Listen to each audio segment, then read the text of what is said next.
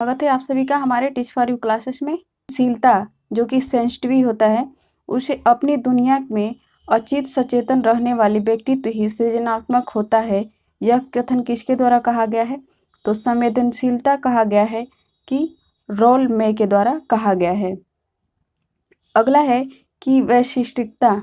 तो देखिए, सृजनात्मकता प्रचलन चिंतन विधि से हटने की क्षमता और पूर्ण रूप से विभिन्न विधि ये चिंता सृजनात्मक चिंतन के जिज्ञासा, काल्पनिकशीलता, खोज तथा नई रीति सम्मिलित होती है। जहाँ भी आप लोगों को सृजनात्मकता में ये सभी सृजनात्मकता से रिलेटेड क्वेश्चन है, उसमें आपको कहाँ पे सृजनात्मकता, जिज्ञासा, काल्पनिक, खोज और नई रीति जहाँ भी आपको दिखे तो आप लोग सिंपसन को टिक कीजिएगा।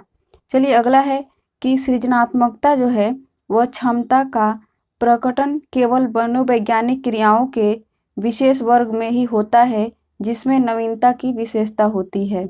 तो जहाँ भी नवीनता की विशेषता है क्या सृजनात्मकता में, आपको जहाँ पे प्रगट वर्ड दिखाई दे, प्रगट, केवल प्रगट, तो आप लोग क्या लगाइएगा? न्यूएल, शॉ और साइमन टिक कीजिएगा। प्रगट वर्ड दिखे तो न्यूमेल और। चलिए अगला है कि ऐसा प्रतीत होता है कि सृजनात्मकता प्रक्रिया जैसी कोई विशेष चीज है ही नहीं। जो कुछ हम देख सकते हैं वह परिणाम है। हम केवल परिणाम के आधार पर ही प्रक्रिया का अनुमान लगाते हैं। तो इस प्रकार से जो कथन है वो हर्बर्ट फॉक्स के द्वारा कहा गया है कि क्या है, सृजनात्मकता जो है वह है ही नहीं, यह क्या है, एक वह परिणाम है और हम केवल परिणाम के आधार पर ही प्रक्रिया का क्या कर सकते हैं, अनुमान कर सकते हैं। तो यह कथन हर्बर्ट फॉक्स के द्वारा कहा गया है। अगला है क्वेश्चन कि परिणाम और प्रक्रिया। देखिए बकिंघम का ज़्यादा इम्पोर्टेंट है, वो उसको थोड़ा आप लोग स्पीक कीजिएगा, लेकिन बकिंघम का आप लोग देख सकते हैं अभिक्षमता। अभिक्षमता मतलब एप्टीट्यूड। तो एप्टीट्यूड से है कि अभिक्षमता अर्थात एप्टीट्यूड किसी व्यक्ति के प्रशिक्षण के पश्चात उसके ज्ञान, दक्षता या प्रतिक्रियाओं को सीखने का है। देखिए बकिंघम को आप लोग, एक बार मैं फिर से रिपीट कर रही हूँ कि याद रखिएगा कि जो बकिंघम है वो क्या है, अभिक्षमता किसी व्यक्ति के प्रशिक्षण के पश्चात उसके ज्ञान, दक्षता या प्रक्रियाओं को सीखने की योग्यता है। तो यहाँ पे देखिए अभिक्षमता के लिए आप लोग ध्यान में भी रखिए कि किसका डेफिनेशन क्या है। तो अभिक्षमता के बारे में बकिंघम जी कह रहे हैं कि ज्ञान, दक्षता और प्रतिक्रिया को सीखने की योग्यता ही क्या है, एप्टीट्यूड कहलाता है। चलिए अगला देखते हैं कि टेक्सलर क्या कहते हैं अभिक्षमता के बारे में। तो टेक्सलर कहते हैं कि अभिक्षमता वर्तमान दशा है जो व्यक्ति के भविष्य की क्षमताओं की ओर संकेत करती है। देखिए जो बकिंघम है वो क्या बोलते हैं, वह कहते हैं, बकिंघम जी कहते हैं कि ज्ञान, दक्षता और प्रक्रियाओं की सीखने की योग्यता है, लेकिन अभिक्षमता को वर्तमान दशा बताते हैं। क्या बताते हैं? वर्तमान, प्रेजेंट की जो कंडीशन बताते हैं वो टेक्सलर बताते हैं। अभिक्षमता को प्रेजेंट का कंडीशन, दशा बताते हैं। तो इस तरीके से आप लोग याद रख सकते हैं, जो कि भविष्य की ओर संकेत करता है। चलिए अगला क्वेश्चन देख लेते हैं कि स्याही के धब्बा वाला परीक्षण, जिसे पर्यवेक्षण विधि का निर्माण हर्मन रोसा द्वारा किया गया था, लेकिन हर्मन रोसा द्वारा कब किया गया था? तो याद रखिए 21 में किया गया था हर्मन रोसा परीक्षण। और अगला है कि व्यक्ति की संवेदना और अभिवृत्ति जानने की सबसे उपयुक्त तो साक्षात्कार वृत्ति सबसे उपयुक्त होती है। चलिए अगला देख लेते हैं क्वेश्चन कि संभावित व्यक्ति योग्यता की विभिन्नताओं के बजाय व्यक्तित्व को विभिन्नताओं से अधिक प्रभावित होता है। यह कथन किसका है? देखिए संभवतः क्वेश्चन कह रहा है कि संभवतः व्यक्ति योग्यता की विभिन्नताओं के बजाय व्यक्तित्व की विभिन्नताओं से अधिक प्रभावित होता है। जो व्यक्ति है ना वो अपनी योग्यता से तो कम, लेकिन विभिन्नताओं के बजाय व्यक्तित्व की विभिन्नताओं से अधिक प्रभावित होता है। तो यहाँ पे देखिए आप लोगों को क्या मिल रहा है, व्यक्तित्व की योग्यता की विभिन्नताएं और व्यक्तित्व की विभिन्नताएं। देखिए व्यक्ति की योग्यता की विभिन्नताएं और व्यक्ति की विभिन्नताएं, तो दो वर्ड इस तरीके से आपको दिखे तो आप लोग क्या लगाएंगे, राइट आंसर हो जाएगा टायलर के द्वारा कहा गया है, टायलर के द्वारा, आप लोग याद रखिएगा, टायलर के द्वारा कहा गया है। अगला है कि व्यक्ति जन्मजात और अर्जित प्रवृत्तियों का योग है। व्यक्ति क्या है, देखिए ये दो जो डिफिनेशन है वो व्यक्तित्व से रिलेटेड है। मैंने दो चार जो भी हैं तो उसको डिफिनेशन को मैं कहाँ एक एक वीडियो बनाऊँ, तो इसलिए जो भी है उसको मैंने एक में ही दो चार डिफिनेशन को रख दिए हैं।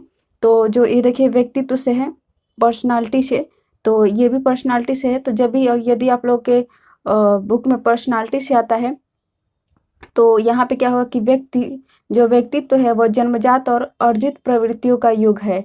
क्या है, व्यक्तित्व जो है वो जन्मजात और अर्जित, याद रखिए व्यक्तित्व पर्सनालिटी क्या है, जन्मजात, है ना, जन्मजात और अर्जित। अर्जित मतलब कि आप जो इकट्ठा करते हो, जो सीखते हो, वो प्रवृत्तियों का क्या है, योग है, सम है ना, सम है।